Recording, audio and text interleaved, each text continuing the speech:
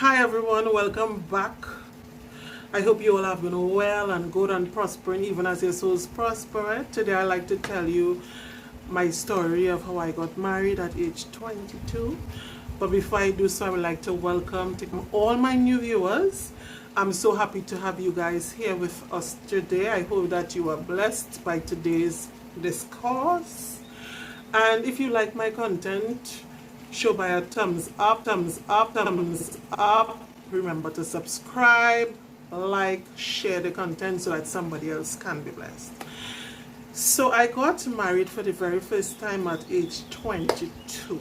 What preconceived notions I had of marriage was going to this institution where you would be loved, be accepted with all your faults, your flaws, you grow together, you love, you start a family. I had known that there would be challenges, but that is how I went into marriage, with that mindset more or less of, I'm just going to be loved. I was very excited about the thought of being married, having a ring on my finger, being on my own, things like that, having a sense of independence. And family life was a big thing in my family. My parents have been married for how much years together with all those kids through ups and downs. So, I just went into it thinking all will be well, Uncle Dory, as the people say, thinking all will be well. Initially, it was smooth sailing. I think the first year had probably one major fight after the first year, or within the first year we had few little falling outs. And as time went on, trouble started to mount up as one problem after the other, until it eventually led to separation and we all know that marriage is not for kids, it's for adults, and there are many challenges that you would face within marriage. Yes, we grew up in a society where, especially from young, we see this thing with fairy tale movies and everything are happy. The happy ending is always that the woman marries her prince and they live happily ever after. So it leaves you with the notion that once they get married, once they had settled everything before marriage and actually decided to get married, then that would be it. You never really saw that in a fairy tale. The happy ending was the woman or the man fulfilling their career choice and traveling the world, and that was their happy ending. No, everybody happy ending ended in marriage. So I guess all of that helped created the void within us, or the desire to become married, which is not really a bad thing, because Paul says it's better to marry than to burn. But a lot of people are marrying and burning, because there are a lot of people that are married and are very unhappy in their marriage. A lot of people don't know that, so you just rush into marriage. Yes, it's a wonderful institution, but it's an institution that requires work. Just like anything else in life, if you want to succeed, you have to put in the groundwork. Marriage is like that. And we are counseled, when we are getting married, if you used to pray once, pray twice. If you used to pray 2 times, pray 4 times, 3 times, 6 times. That should let you know how important and how serious marriage is. As young people, you may see everybody around you getting married, and your peers, your family members, every Tom, Dick and Harry, everybody getting married, and you're seeing wedding pictures, wedding bliss, you're seeing all of that, and it creates this overwhelming desire to get married, to walk down the aisle. You too want to put on a white dress. You want to get these big nice flowers. You want to invite so much people to decorate the place, and you can already foresee. And it's going to be so nice. And your colors, you don't have your colors in mind. It's white and gold because you want a clean event.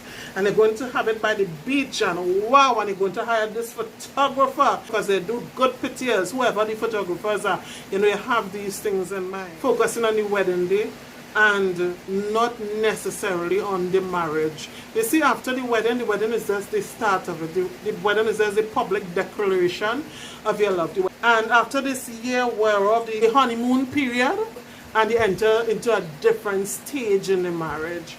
So you realize that, okay, this person have this flaw, this fault, realize this person does because all the glitters and the glam go on, the person does snore, the person does put their clothes on the ground, the person does do this, and you realize that you all have so much differences and you don't know how to deal with the differences, and probably you don't have anybody to speak to you. You don't have the mother-in-law that will come and sit down, take you as a daughter-in-law, or a father-in-law that will speak to the son-in-law, and all of that. So you find it very difficult. You don't know how to settle conflicts and differences. You deal with situations bad.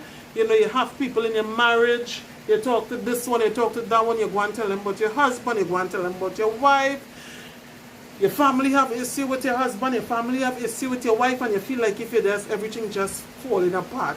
Your husband started confiding in another woman or another man, you started confiding in somebody else, and before you know it, it's just like shambles. And the truth is, divorce and separation is not an easy thing. It's like a ripping away, because remember, the Bible says it's a coming together as one. The two becomes one.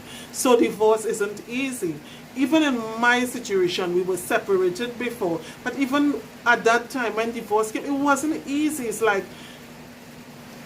like, okay, you're separated, and yes, this is what you all would have wanted, more or less, the separation. But when you get down to the nitty-gritty, it's like a ripping away. It's like a tearing of the flesh. It's a very painful experience. And not only is it painful, emotionally painful, it creates the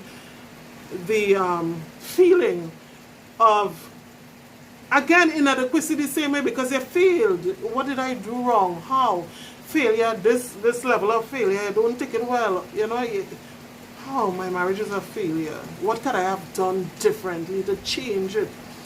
How could I have made this thing work? How could I have just stick it out for one more time? How? And you see, there are many traumas they go through at that time. These are things that happen because we were not prepared. We had no idea what we were getting into. We felt pressured to get into it. Sometimes we just marry the first guy that comes along and tell us we're nice, or make us feel kind of good because we were not used to hearing that from our parents. Or you have been single for so long, and you know, you're seeing, as I said, you saw everybody around you getting married, so you now want to just fit in. So instead of you wait and you're seeing all the, how they treat you, you're seeing all the disrespect, you're seeing all the flags, and I say not even flags, you're seeing the big red sheet, but still, because you want to feel loved, you want to feel appreciated, you want to feel needed, you have such this deep desire to somebody to have you as the center of the world, that you just accept anything. You just go into it, you know, even though you see all these things. A man treating you badly, speaking to you anyhow before marriage, you know, he disrespects you, he makes you feel less than. And yet you go into that because you just felt that probably that was your only choice at the point in time. Or you were becoming like a stalemate. And when you should have a Bentley, hop on a bicycle, or instead of an SUV, you went on a skateboard. After marriage, you realized that then what? A failed marriage, a collapsed marriage. All because you felt pressured into doing something. All because you weren't prepared. All because you didn't know how to handle it.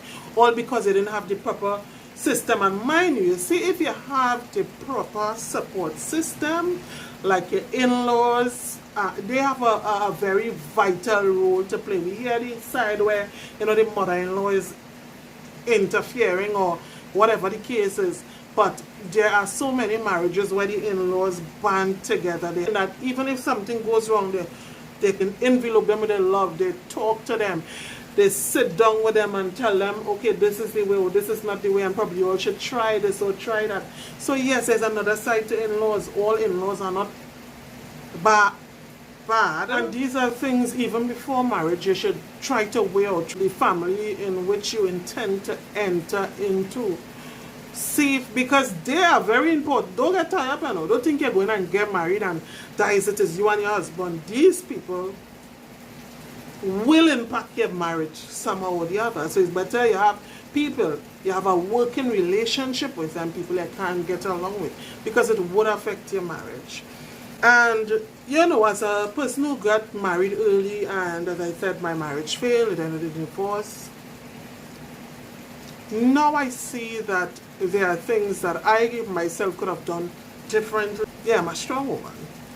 And when I say strong woman, what do I mean? Yeah, I may be strong physically, but I have a strong personality. And I see how I could have done things differently. But I must give credit to knowing all of this now to the man that I'm with now. Because my first husband, we were both fairly young.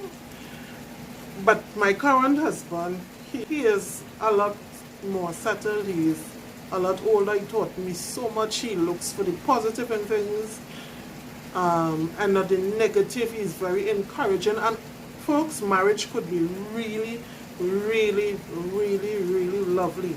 I remember at the end of my first marriage, I made a vow, not at the end, even while I was in the marriage. I said, Lord, if this marriage is to end in divorce, I don't want to see a next, not man, but a next marriage. I'm being honest. I never thought I would have gotten married and gotten married again. And to see that I got married pretty soon after I got divorced the first time. It was a totally different experience. I would fuss, and now it doesn't even make sense fussing because he don't quarrel. He tell you flat he don't do that. He's not quarreling, he's all for sitting down and talking out stuff. It's not, again, vexing you pulling one side. No, it's not like that. We have our differences, we sit down, we talk it over. We say when we are wrong, how we could have done things differently.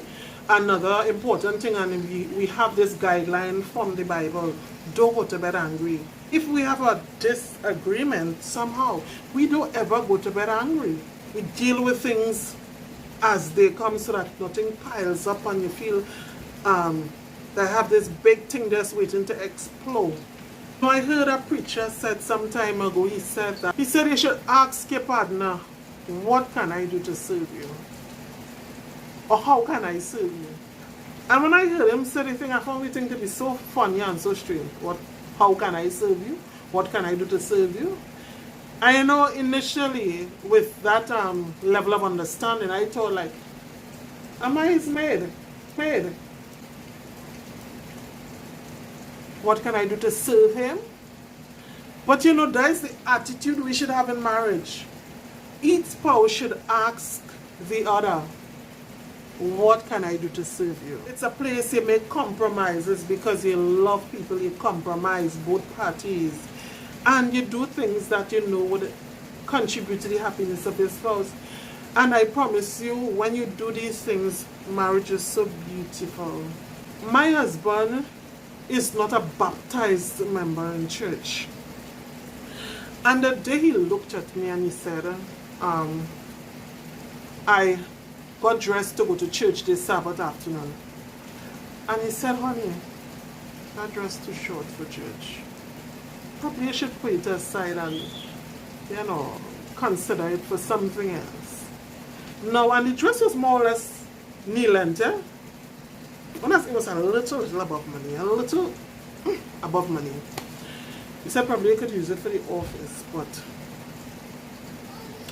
to go to church, I think it's inappropriate. He said, try the other dress that you have. Try that. And I was so glad to go and take it off just by the way the man spoke to me. Isn't that I don't want you guys to get married, but I want you guys to get married right.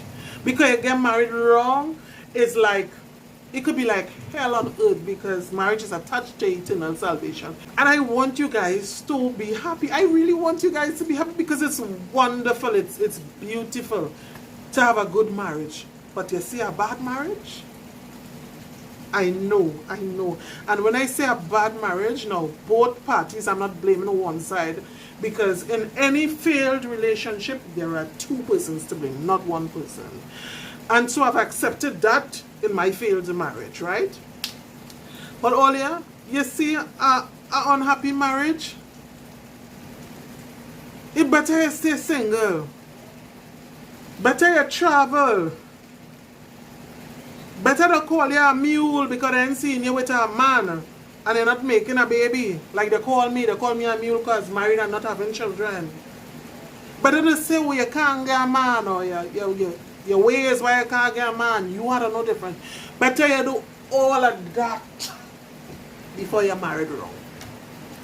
before you end up in a wrong marriage, because all I don't want that. I remember when stress started hitting me so, I used to go in the bathroom and cry, you know. I said, turn on the shower and say, God, why you just don't kill me? Well, I used to say that. I just didn't want to kill myself because I know that I would have had no part with God if I killed myself. That is how bad it was. And people didn't know what I was going through. I go into church, we go into church normal, we dress up, we looking nice. Like to dress, people don't know, and then on top of that, you're dealing with your own personal struggles, and then people from the outside, everybody putting them out saying, you know, you're here, and the only reason why I just keep the house so clean is because I want to have children, and I keep bothering the man for children. I hear all different kinds of things. You're hearing, you know, people saying she's a mule, you're hearing all kind of talk in the village, so it's just like the pressures, the pressures were so real. That is with, on top of be having your own stress within marriage, you feel like everything falling apart, you feel like the person that you love, you're committed to, you don't feel love, you don't feel it in return, not realizing that probably they felt the same way because there's two empty cups that came and they have nothing to offer each other, they're not even filling each other, not filling each other's emotional needs, because it's not about just receiving, it's not about just sitting down and getting, and this one person doing everything, and you just there. It's about you considering that person like yourself, or you're considering the other person's needs, the other person's wants, the other person's desire, the other person's wishes. It's not just about receiving, but it's about giving. There is a blessing. It's more blessed to give than to receive, and in marriage is about giving. And in giving in marriage makes you so happy, because when you are constantly being kind to the average man, they would reciprocate it. When they constantly see you doing things, I told my husband when we were trying to build a relationship together, and he was trying to get with me. I told him, I said, I have nothing to offer you, I have absolutely nothing. He said, what do you mean? I said, I have nothing to offer you. Everything I had, I gave it to my husband. I have nothing to offer you. And he used to say, but I don't need you to offer me anything. I can do everything for myself. I said, I have nothing. I kept telling, but what do you mean? I don't want anything. But I meant I had nothing emotional to offer. I had nothing. I wasn't going to love. I wasn't going to care about anybody that way again. All the man break me down. He broke me down. Hear what he used to do. I like mangoes. He used to bring mangoes. Not he used to. Yes, he used to, but he still do it. Bring mangoes. Bring oranges. Anything he knew, and to this day he knows that I like, he brings it. If Declan goes out and he has $5, now we have kids now, he would take the $5 and spend it on me and the children and them. If he has no money, he went to work. He went to work and he's coming back home and he sees a mango, he's going to bring it. If he get one mango, he's bringing it for his wife. If he went to work and he come back and he didn't bring anything, he would stop down by the tree, down the hill or so, and he would pick a coconut water. He would bring a handful of plum. Only how on earth I would not reciprocate this to this man? The man broke down my defenses flat to the ground and still doing it up to today. Is the same guy today. Is the same person. We have been married for October, will make it 3 years. We have a son together that will be 5 years in September. But we have been married for 3 years. And from the day this man came around me to today, he has done nothing but improve. So I am telling you, there is something. When God gave you marriage, every gift God gives you is good and perfect. Now I don't want to keep you all too long. It's just different. This presentation is a bit different in length of what I'm used to doing, right? And I don't really want to keep you guys that long. But when God said that, the Bible says that every gift that God gives you is perfect and from above. He gives good and perfect gifts. And he gave us marriage. All the marriage good enough. The devil tries to pervert it. Marriage is a sweet thing, But this can't be sucking all the juice. You had to give back some. You had to put something. It's wonderful. It's such a wonderful institution. And I can safely say I look forward to growing old with my husband. I know it's not going to be a dull moment. I used to think I cannot see about a sick person. And it's not even my parents. I used to say, oh Lord, the day my parents get sick, I said, I just can't. Like a payment, see about them. But I feel like if I can't see about them, and living with this man made me change. And I told him that too. I tell him I can't see about sick people. When it's something I don't think I could do. No, I don't love your thing, but I don't think I could do it. And now, if anything must happen to this man in the morning, nobody would say about him but me.